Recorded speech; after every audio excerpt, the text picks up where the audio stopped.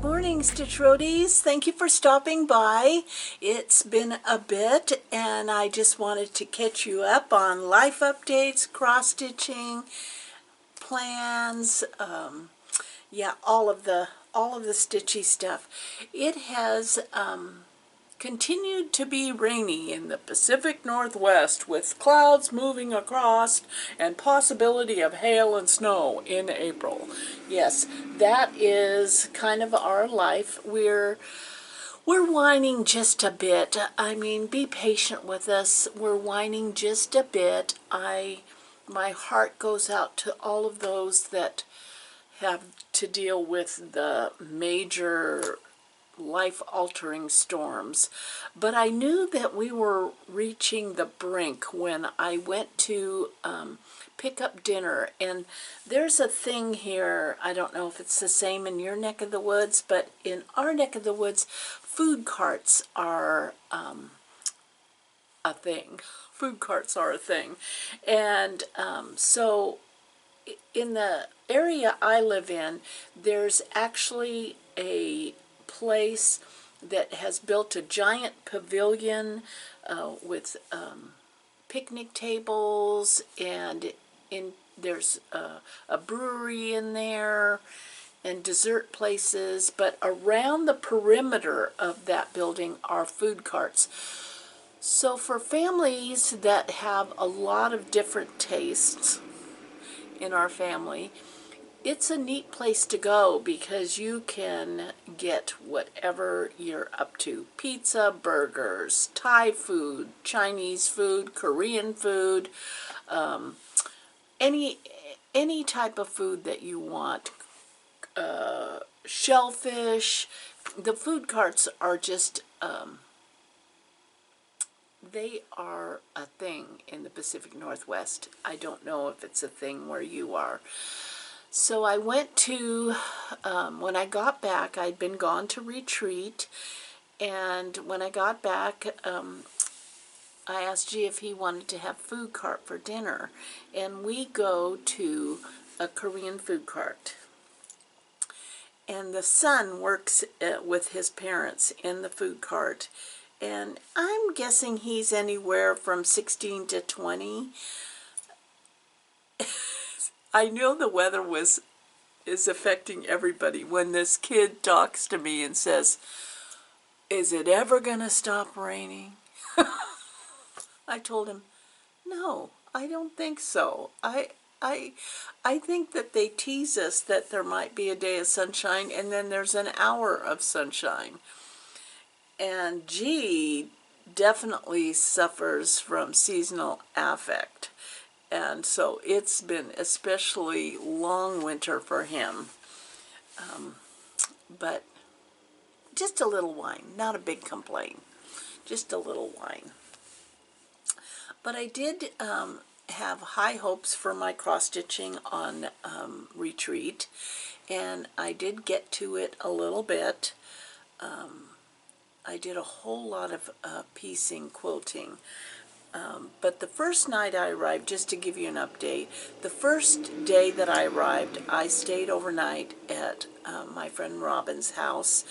And so, you know, we didn't unpack my car because we're just going to load it back up and leave the next day. So I just brought in cross-stitch projects. So the project I brought in was Our Story. You know, it's a Brenda Gervais. What's not to love about Brenda Gervais, huh? And it's the one that I'm attaching to the top of the beautiful Longaberger basket that was gifted to me.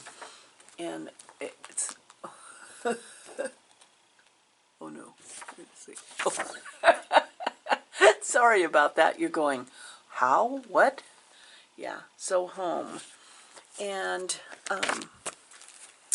I just got a little bit of stitching on the day that the day before retreat started and the day I was driving home and dropping Robin off. I had to, on the day, I had this high hopes of visiting a bunch of people in Bend, but like like we have been living with for months now, the weather was dicey going over the pass. So I have a choice of coming home over basically two different passes, and trying to decide which way to go. I called G.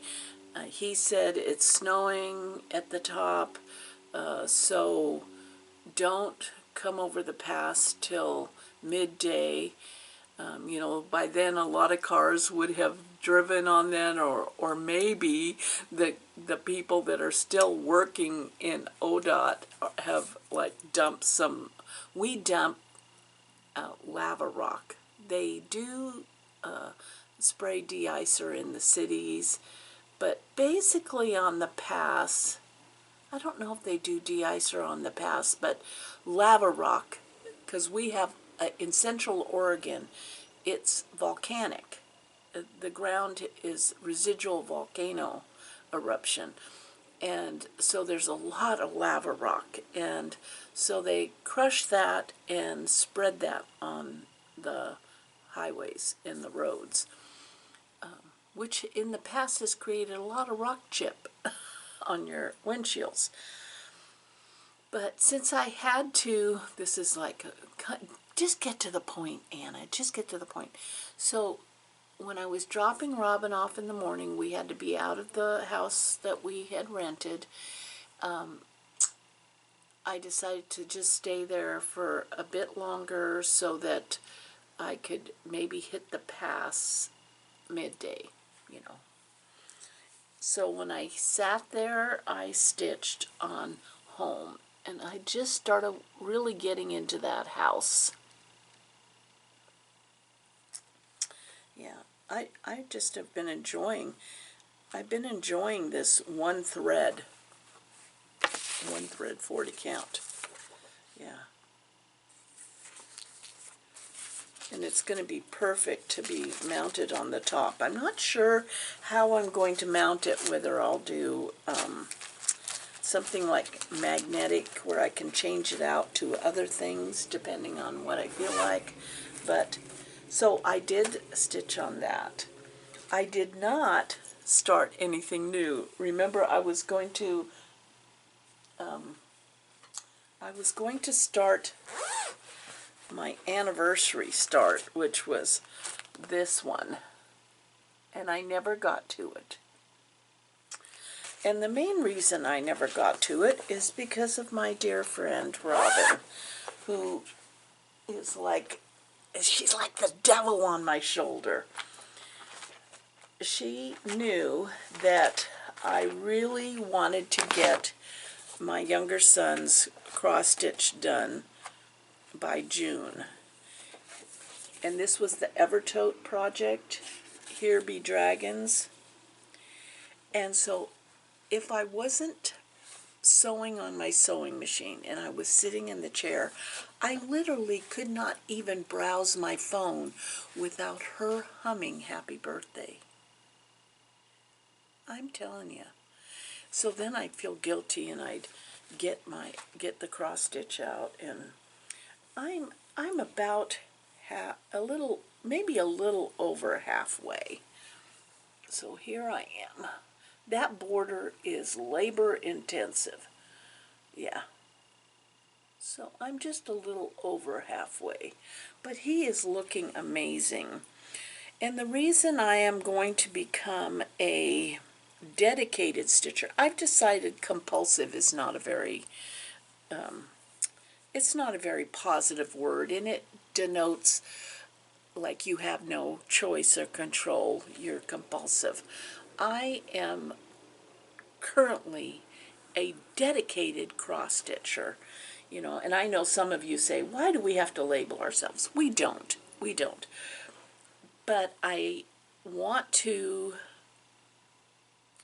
work at least a couple of hours a day on this chart, which is I got from Evernote, and I'm using Roxy floss because I need to frame it, and so I'd like to get it done at the beginning of May so that I can get it framed before June, by the beginning of June. So we shall see. I'm on a mission though. I did get in the mail some haul, a couple of pieces of haul. This was from Kitten Stitcher. I was watching her floss tube, and it was a few weeks ago, and I was looking at the fabric. She sells fabric, not only fabric. I'm not sure if Rogue Stitching is her other son, but Graham Cracker Fabric is definitely her son's his fabric business. So I ordered a piece of, 3 pieces of fabric, and they came in the mail while I was gone. And this one, let's see, does this one say? This is 36 count tea set.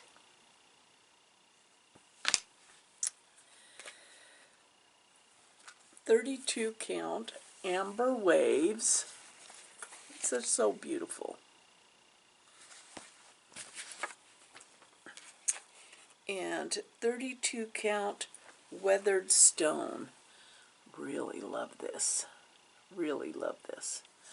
So those came in the mail for, not sure what projects they're going to go to, but I love them.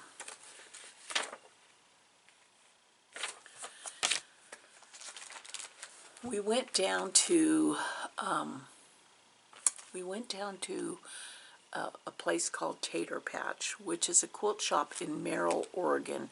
Merrill, Oregon is a farming community in southern Oregon, kind of a little tiny town, and they have the most extraordinary quilt shop that also carries embroidery. They don't carry cross stitch per se, but I found these there, and they have embroidery in them, but guess what I'm gonna do?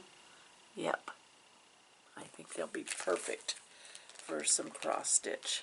So I picked those up, and I was enabled by someone. Yeah, that's what we do here on FlossTube. We enable each other, and all of you. I'm not sorry. I love being inspired and inspiring. So I don't know who enabled me, but since my color of the year is blue, and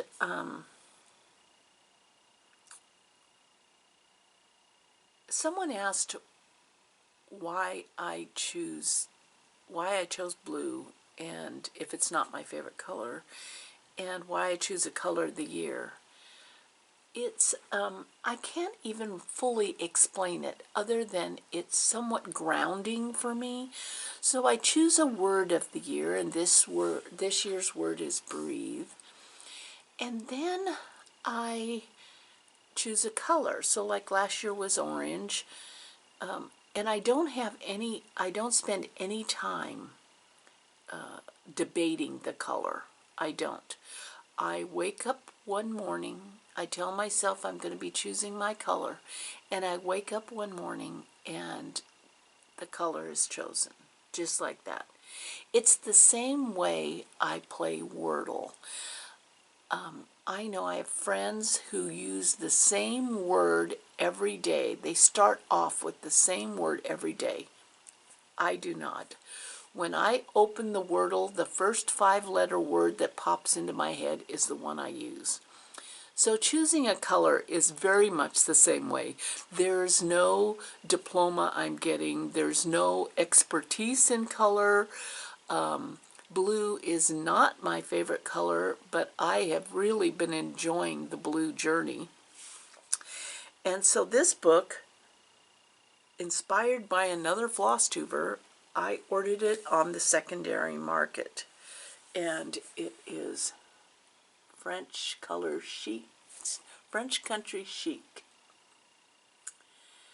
and it's one of those picture books that just has, you know, beautiful photographs in it that inspire.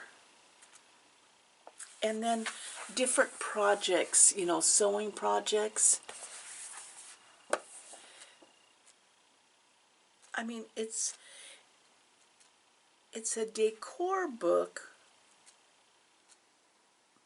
but it also has a sampler.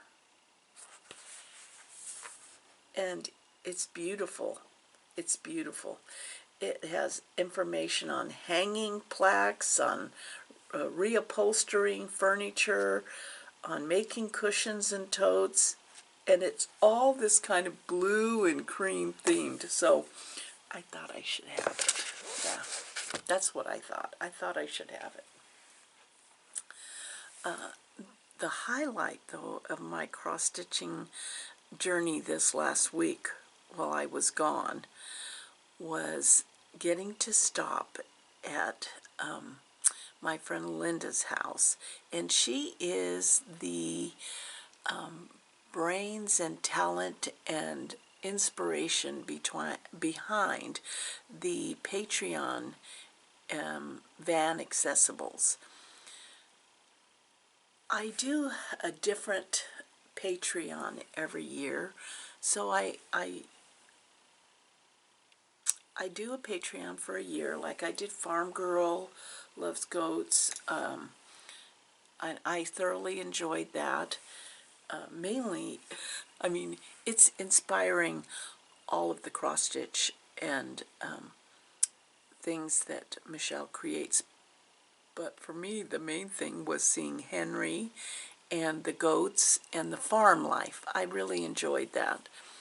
So this year has been a journey with Van Accessibles Linda, and I'll put the link for both of those down below. She is just a creative, such a creative, she could print a book like this on displaying.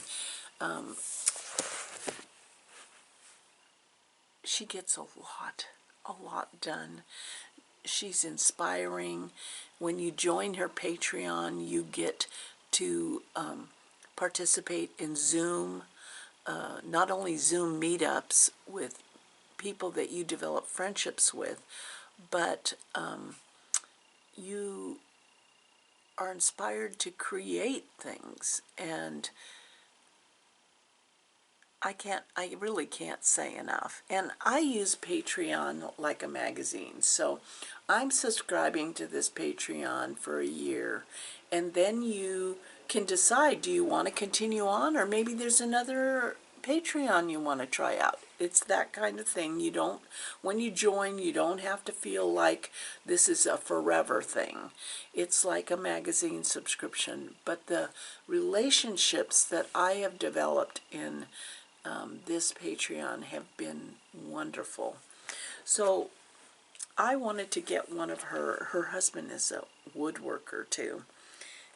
I wanted to get one of her bento boxes that you want to follow her on Instagram because she posts a lot of what they might be selling on Instagram, as many other creators do. And so I've been wanting to get one of her bento boxes, and she knew that I was coming down for retreat, and so rather than mail it to me, I stopped, and she did a little bit of special for me. So here's how I got it. It's all wrapped up. This is like how a real, if you were to be in Asia and get a bento box, you might find it wrapped in this beautiful way of, like in Korea, you know, they carry their potluck like that. So I'm unrolling this, and this is what the bento box looks like. Now she did this for me. Your bento box comes raw, and you get to decorate it how you want to. but she put the little beehive. She just stamped it, is basically what she did. And then all the little compartments have fun things that you could put in it, or you, she says, thank you for your purchase of one of my bento boxes. They are handmade and can be used for stitching, journaling, or any kind of organizer. There is a magnet included for you to use after you finish your box. Oh, it's just... Excuse me. There's a spoolie doll in there that can be used to wrap extra floss or as a spacer for spooled thread. The dowels can be used for washi tape, ribbons, or trims. So here's one box. It's almost like I don't want to... Now, she decorated mine all for me, which I'm so happy. But look, there's a piece of wool, so if you order a bento box, you can decorate it exactly how you want. She included a lotion bar,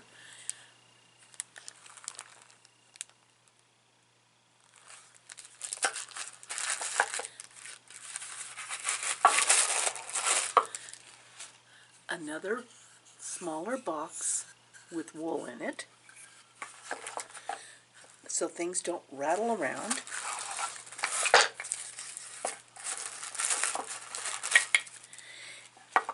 And then here's the little spoolie. So this box has the little spoolie that I can wrap extra floss around on a project that I'm working on. It has a magnet attached, and she made this absolutely, I don't even know how you do this tiny. It has the tiniest little charm, but it's a little bag with a little sun charm. So this bag fits right in there, like that.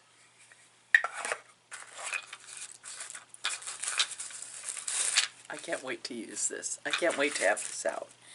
And then there's a whole bunch of extra spools. These are wooden, to wrap floss around. So there's my box.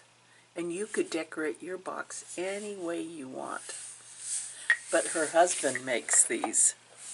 He's busy. Everyone wants one of his boxes.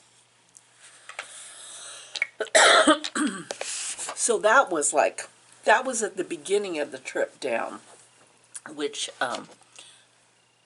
yeah, I was so excited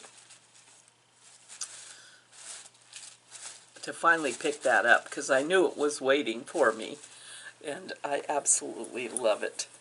And I got this really cool fabric that she wrapped it in, too. So yes, if you're interested, you will not be bored. And she's the one that taught us, boy, you really got to see my pores, didn't you? She's the one that taught us how to do this. So anytime she holds a class, and this is done on a frame, anytime she does a demonstration or a class, she videos it so you can go back and when you're on the Patreon, you can go back, or if you miss a day. See, that's the thing. Everybody's schedule is so different. And if you miss a day because you have to do something other than stitching, then you know that you're still going to be able to have a class, because she videos them, the demonstrations, and then you can go back and watch and make it. So I'm telling you, that was just amazing. Just an amazing, I loved the purchase of this, and then the extra special I got was that she actually decorated it for me. I didn't have to do it myself. Yeah. Well, I think that might be it, other than plans are that this weekend is the Jeanette Douglas class. Little bit nervous because I don't do specialty stitches, and so it's a 2-day class, and I'm excited, but that kind of like anticipatory excitement. I wonder what we're going to be doing. But there is, Jeanette Douglas's charts are so beautiful. And for someone like me that only knows how to do an X, they seem somewhat intimidating. But I'm ready. I'm ready to put one foot in front of the other and try something new. If there's anything I learned this weekend from my girlfriends, spending a week with my girlfriends who we have been stitching, quilting for 30 years, is that we're only getting older, so we might as well grab the brass ring and go for it. And no more talking myself out of something because I'm afraid of it. Of course, I won't be jumping off a cliff into a pool. I won't be doing that. Unless there's a big sail down at the bottom. Then I might. Then I might. Oh, gosh. And I found out also the highlight of this month is I found out that I got in. Here's another where I just went for it, and I'm like, okay. I found out that I made the cut into the workshop down at the attic, the Bristol 3, and I've been to the attic a couple of times, and it's absolutely beautiful. And I've met Jean, and I've done a video in the past of the attic, but I've never done a class. And so that's another one of those things where I'm stretching myself, both emotionally, personally, and creatively. And so I'm going down to the attic in June. I've already got my plane, I've already got my hotel, and I'm just gonna go for it and see what all the hoopla is about. Yeah, so we'll see. I hope I know, some people there, and yeah, it's gonna be fun. It's gonna be fun. And I know the sun will be shining there, because it is not shining here. Well, thank you for stopping by and letting me share. I very much enjoy sharing with you, and I hope our paths cross somewhere in the future when we see these different opportunities to stitch in a group. It's absolutely wonderful. I've so enjoyed the Biscornu Day and the Thursday Stitch and Tuesday Stitch and Zoom. I've enjoyed all of that, and it's just more opportunity for us to uplift each other, encourage each other, and keep on stitching, huh? Okay, you guys, see you later. Love you. Thank you for taking a moment here.